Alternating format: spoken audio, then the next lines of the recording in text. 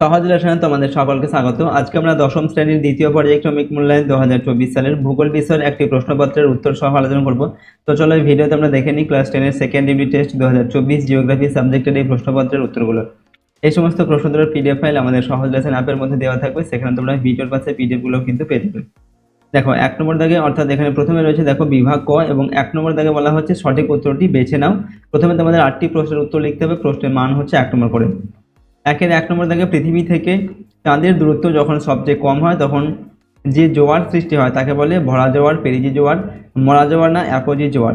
ঠিক আছে, তো এখানে সঠিক উত্তর আমাদের অপশান খয়েরটা হবে, এটাকে বলা হয় পেরিজি জোয়ার। 2 নম্বর দেখো শুষ্ক গ্রীষ্মকাল, আর্দ্র শীতকাল ও সারা বছর উষ্ণতা মধ্যম প্রকৃতির বৈশিষ্ট্য দেখে তুমি কোন জলবায়ু শনাক্ত করবে? উষ্ণ মরু জলবায়ু, ক্রান্তীয় মৌসুমী জলবায়ু, ভূমধ্যসাগরীয় জলবায়ু না স্টেপ জলবায়ু? ওকে, তো সঠিক উত্তর হচ্ছে অপশন গয়েরটা হবে ভূমধ্যসাগরীয় জলবায়ু। 3 নম্বর হচ্ছে 6 থার্মোমিটারের উদ্ভাবক Duke Ferdinand, James 6, William Lord Kelvin না আইজাক নিউটন? সঠিক উত্তর অপশন খয়েরটা হবে জেমস 6।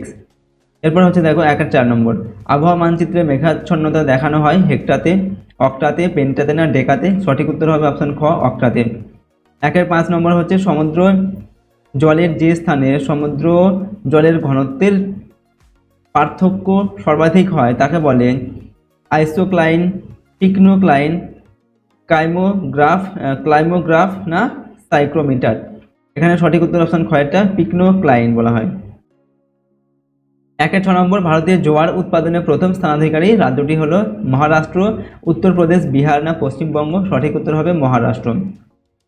7 নম্বর ভারতের সোনালী চতুর্ভুজের মোট দৈর্ঘ্য হলো 5846 কিলোমিটার, 4119 কিলোমিটার, 1684 কিলোমিটার, 6416 কিলোমিটার? সঠিক উত্তর অপশন কয়েকটা 5846 কিলোমিটার। 8 নম্বর ভারতীয় উপকূল রেখার মোট দৈর্ঘ্য হলো 7417 মিটার, 7157 মিটার, 7571 মিটার না 6100 মিটার? সঠিক উত্তর হতে অপশন ঘয়েরটা হবে 6100 মিটার। পরের প্রশ্ন দেখো বিভাগ খতে। এরপর দেখো প্রশ্ন রয়েছে শূন্যস্থান পূরণ করতে হবে। ঠিক আছে, 8টা প্রশ্নের উত্তর লিখতে হবে, প্রশ্নের মান 1 নম্বর করে। আর 2-1 প্রশ্ন বান ডাকাকে আমাজন নদীতে স্থানীয় ভাষায় ড্যাশ বলে? তো বান ডাকাকে আমাজন নদীতে স্থানীয় ভাষায় বলা হয় কি পরডোকা। এরপর পৃথিবীর বৃহত্তম মগ্নচড়ার নাম ড্যাশ? পৃথিবীর বৃহত্তম মগ্নচড়ার নাম হচ্ছে গ্র্যান্ড ব্যাংক। এরপর সমচাপ রেখা চক্রাকার হলে তাকে ড্যাশ বলে? তো তাকে বলা হয় বায়ুচাপ কক্ষ। 4 নম্বর ড্যাশ সালে স্কুনবি ওজোন গ্যাস আবিষ্কার করেন? উত্তর হচ্ছে 1913 সালে। 5 নম্বর একটি শীতল স্থানীয় বায়ুর উদাহরণ হলো ড্যাশ? উত্তর লিখবে মিস্ট্রাল। এরপর হচ্ছে 6 ড্যাশ ব্যাংক ভারতের কৃষকদের কম সুদে ঋণ প্রদান করে? তো উত্তরটা হবে গ্রামীণ ব্যাংক ভারতের কৃষকদের কম সুদে ঋণ প্রদান করে। 7 নম্বর বেঙ্গালুরুকে বলা হয় ভারতের ড্যাশ? তো বেঙ্গালুরুকে বলা হয় ভারতের সিলিকন ভ্যালি। 8 নম্বর গ্রামীণ বসতির পৌর বসতিতে পরিবর্তিত হওয়ার প্রক্রিয়াকে বলে ড্যাশ? তো এটাকে বলা হয় নগরায়ন। বিভাগ গ 3 নম্বর দেখে সংক্ষেপে ব্যাখ্যা করতে বলা হচ্ছে, বিকল্প প্রশ্নগুলো লক্ষণীয়, প্রশ্নের মান 2 করে 4টি প্রশ্ন উত্তর লিখতে হবে, 4 2 8 নম্বর। 3-1 প্রশ্ন ইনসোলেশন বা সূর্যরশ্মির তাপীয় ফল বলতে কি বোঝায়? উত্তরটা লিখবে পৃথিবীর উষ্ণতার প্রধান উৎস হলো সূর্যকিরণ। সূর্য থেকে যে তাপ শক্তি নির্গত হয় তার 200 কোটি ভাগের 1 ভাগ ক্ষুদ্র তরঙ্গরূপে পৃথিবীতে এসে পৌঁছায়। সৌরশক্তি পৃথিবীতে আসাকে ইনসোলেশন বলে। আগত সৌরশক্তি প্রথমে ভূপৃষ্ঠকে উত্তপ্ত করে, ভূপৃষ্ঠ থেকে দীর্ঘ তরঙ্গরূপে বিকিরিত হওয়ার সময় এই শক্তি বায়ুমণ্ডলকে উত্তপ্ত করে, এজন্য একে সূর্যরশ্মির তাপীয় ফল বলে। এর সঙ্গে অথবা দিয়ে বলা হচ্ছে জেট বায়ুর 2টি বৈশিষ্ট্য লেখন। তো 1 নম্বর বৈশিষ্ট্য ঊর্ধ্ব বায়ুমণ্ডলে জেট বায়ু প্রবাহ সমচাপ রেখার সমান্তরালে প্রবাহিত হয়, তাই এটি জিওট্রপিক বায়ু নামে পরিচিত। 2 নম্বর হচ্ছে এটি অত্যন্ত শক্তিশালী এবং দ্রুতগামী বায়ু, এই বায়ু ঘন্টায় 100 থেকে 500 কিমি বেগে প্রবাহিত হয়।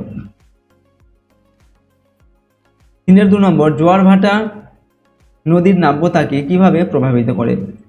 তো প্রতিদিন দিনে 2 বার করে জোয়ার ভাটা হওয়ার ফলে জল একবার নদীর মোহনা দিয়ে প্রবেশ করে এবং আবার বেরিয়ে আসে, ফলে নদীগর্ভে সঞ্চিত পলি ভাটার টানে সাগরে করে এবং নদীগর্ভ পলিমুক্ত হয়। এভাবেই নদীর নাব্যতা বজায় থাকে। অথবা দিয়ে বলা হয় যে সংযোগ ও প্রতিযোগ কি? উত্তর হচ্ছে পূর্ণিমার দিন পৃথিবী যখন সূর্য ও চন্দ্রের মাঝখানে একই সরলরেখায় অবস্থান করে তখন তাকে প্রতিযোগ অবস্থান বলে। আর অমাবস্যার দিন যখন সূর্য চন্দ্র পৃথিবীর একই দিকে এবং একই সরলরেখায় অবস্থান করে তখন তাকে সংযোগ অবস্থান বলে। নেক্সট 3 নম্বর, জীবিকা সত্তাভিত্তিক কৃষি কাকে বলে? তো মূলত খাদ্য শস্য চাষের মাধ্যমে জীবন ধারণ এবং জীবিকা নির্বাহের উদ্দেশ্যে যে কৃষি ব্যবস্থা গড়ে ওঠে তাকে জীবিকা সত্তাভিত্তিক কৃষি বলে। যেমন ভারতে ধান চাষ হলো একটি জীবিকা সত্তাভিত্তিক কৃষি।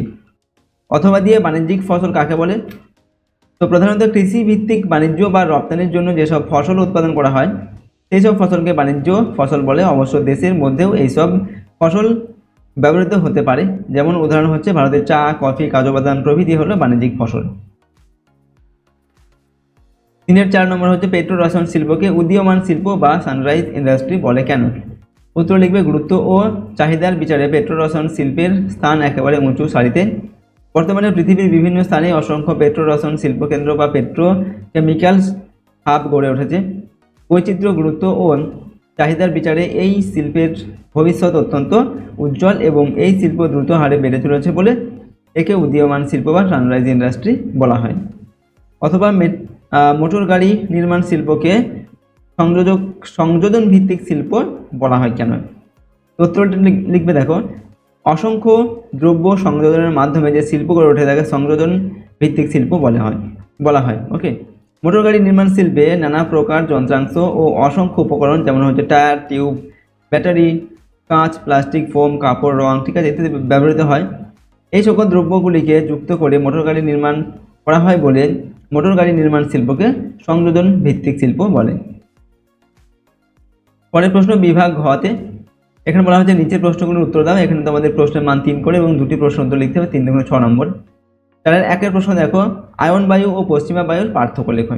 তো আয়ন বায়ু আর পশ্চিমা বায়ুর পার্থক্য কি? 1 নম্বর হচ্ছে কর্কটীয় ও মকরীয় উচ্চ চাপ বলয় দুটি থেকে নিরক্ষীয় নিম্ন চাপ বলয়ের দিকে এই বায়ু প্রবাহিত হয়, অর্থাৎ আয়ন বায়ু প্রবাহিত হয়। আর পশ্চিমা বায়ুর ক্ষেত্রে কি হয়? কর্কটীয় ও মকরীয় উচ্চ চাপ বলয় থেকে সারা বছর ধরে সুমেরু ও কুমেরু বৃত্তের নিম্নচাপ বলয়ের দিকে নিয়মিতভাবে প্রবাহিত বায়ুকে পশ্চিমা বায়ু বলে। 2 নম্বর হচ্ছে নির্দিষ্ট পথে এই বায়ু প্রবাহিত হয় বলে ইহা আয়ন বায়ু নামে পরিচিত। ঠিক আছে, আয়ন শব্দের অর্থ হচ্ছে পথ। পশ্চিম থেকে প্রবাহিত হয় বলে ইহা পশ্চিমা বায়ু নামে পরিচিত।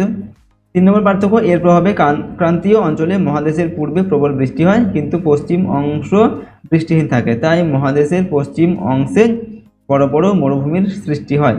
ওকে, এই বায়ুপ্রবাহে নাতিশীতোষ্ণ অঞ্চলে মহাদেশের পশ্চিমে বৃষ্টি হয় কিন্তু পূর্ব অংশ স্বল্প বৃষ্টিপাতযুক্ত বলে নাতিশীতোষ্ণ তৃণভূমির সৃষ্টি হয়েছে। নেক্সট, অথবা দিয়ে বলা হচ্ছে স্থলবায়ু ও সমুদ্রবায়ুর পার্থক্য নিরূপণ করো। তো দেখো, 1 নম্বর পার্থক্য হচ্ছে স্থলবায়ু মূলত শীতল ও শুষ্ক প্রকৃতির হয় আর সমুদ্রবায়ু মূলত উষ্ণ ও আর্দ্র প্রকৃতির হয়। 2 নম্বর, স্থলবায়ু প্রধানত রাত্রিবেলা প্রবাহিত হয় আর সমুদ্রবায়ু প্রধানত দিনের বেলা প্রবাহিত হয়।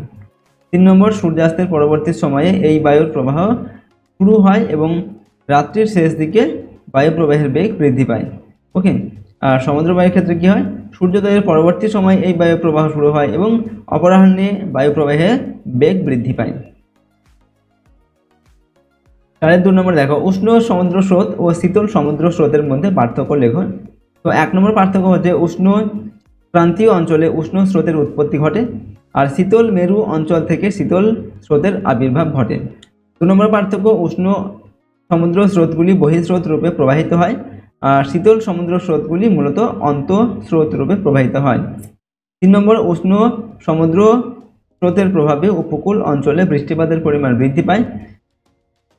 শীতল সমুদ্র স্রোতের প্রভাবে উপকূল অঞ্চলে বৃষ্টিপাতের অভাবে মরুভূমির সৃষ্টি হয়।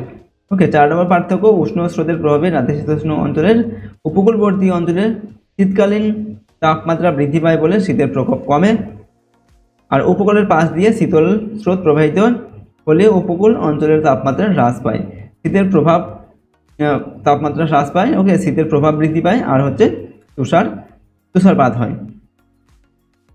এরপর দেখো, এর সঙ্গে অথবা দিয়ে দেওয়া আছে মগ্ন চড়াগুলি মৎস্য আহরণে উন্নত কেন, একটি উদাহরণ দাও।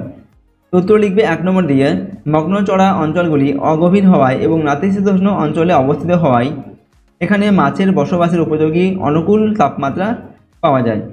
2 নম্বর, মগ্নচড়া অঞ্চলগুলির উষ্ণ ও শীতল স্রোতের সংযোগস্থলে প্লাঙ্কটন নামে এক ধরনের আণুবীক্ষণিক জীব প্রচুর পরিমাণে জন্মায়, যা মাছের প্রধান খাদ্য। অর্থাৎ মাছের বসবাসের উপযোগী অনুকূল উষ্ণতা ও খাদ্যের অফুরন্ত যোগান থাকাতে মগ্নচড়াগুলিতে প্রচুর মাছ পাওয়া যায়। এই জন্যই মগ্নচড়াগুলি মৎস্য চাষের পক্ষে অনুকূল হয়েছে। ঠিক আছে, এবার দেখো উদাহরণ দেখো, নিউ ফাউন্ডল্যান্ডের পূর্ব উপকূলে অবস্থিত আটলান্টিক মহাসাগরে গ্রান্ট ব্যাংক নামে মগ্নচড়াটি হল পৃথিবীর অন্যতম গুরুত্বপূর্ণ মৎস্য চাষ কেন্দ্র। নেক্সট হচ্ছে বিভাগ অঙ্গ। এখানে নিচের প্রশ্নগুলির বিস্তারিত উত্তর দিতে বলা হচ্ছে। প্রশ্নের মান হচ্ছে 5 নম্বর করে। ওকে, দুটি প্রশ্নের জন্য 5 থেকে 10 নম্বর দেওয়া আছে। 5-এর 1-এর প্রশ্ন নিচের যে কোনো একটি প্রশ্নের উত্তর লিখতে হবে। ঠিক আছে, 5-এ 5 নম্বর। 5-এর 1-এর প্রশ্ন দেখো, বায়ুমণ্ডলের তাপের তারতম্যের কারণগুলি আলোচনা করো। এবং 5-এর 1-এর 2 নম্বর, বায়ুচাপ বলয়ের সঙ্গে নিয়ত বায়ুর সম্পর্ক লেখো। ঠিক আছে, তো দুটির মধ্যে একটি লিখতে হবে 5 নম্বর মানের প্রশ্ন। 5-এর 2 নম্বর, নিচের যে কোনো একটি প্রশ্নের উত্তর দাও। 5-এ 5 নম্বর। 5-এর 2-এর প্রশ্ন দেখো, সবুজ বিপ্লবের সর্বাধিক প্রভাব কেন পাঞ্জাব হরিয়ানায় দেখা গিয়েছিল, ব্যাখ্যা করো। 5-এর 2 নম্বর, ভারতের জনসংখ্যা বন্টনের তারতম্যের 5টি কারণ আলোচনা করো। ঠিক আছে, এখান থেকে দুটি দেওয়া আছে, যে কোনো একটি করতে হবে, এবং এখান থেকেও দুটি দেওয়া আছে, যে কোনো একটি করতে হবে। তো এগুলো হচ্ছে 5 নম্বর মানের প্রশ্ন। প্রশ্নের উত্তরগুলো তো ভালোভাবে দেখে নেবে। ঠিক আছে, আর দেখো এই ভিডিওতে আমরা ক্লাস 10-এর সেকেন্ড ইংলিশ টেস্টে ভূগোল বিষয়ের কিন্তু একটি কোশ্চেন পেপারের সম্পূর্ণ উত্তর আলোচনা করলাম। 5 নম্বর প্রশ্নের উত্তরগুলো তোমরা দেখে নেবে। ঠিক আছে, আর যদি আমাদের চ্যানেলে নতুন হয়ে থাকে অবশ্যই চ্যানেলটিকে সাবস্ক্রাইব করে রাখবে। পাশের বেল আইকনে প্রেস করে অল অপশনটিকে সিলেক্ট করবে এবং ভিডিওটিতে লাইক করবে। ভিডিওটি বন্ধু বান্ধবের সঙ্গে অবশ্যই শেয়ার করবে। কমেন্ট বক্সে অবশ্যই নিজেদের মতামত লিখে জানাবে। ওকে, এই সমস্ত প্রশ্নের পিডিএফ ফাইল আমাদের সহজ লেসন অ্যাপের মধ্যে দেওয়া থাকবে। চলো আজকের এই ভিডিওটিকে আমরা এখানে শেষ করছি। সম্পূর্ণ ভিডিওটি দেখার জন্য অসংখ্য ধন্যবাদ।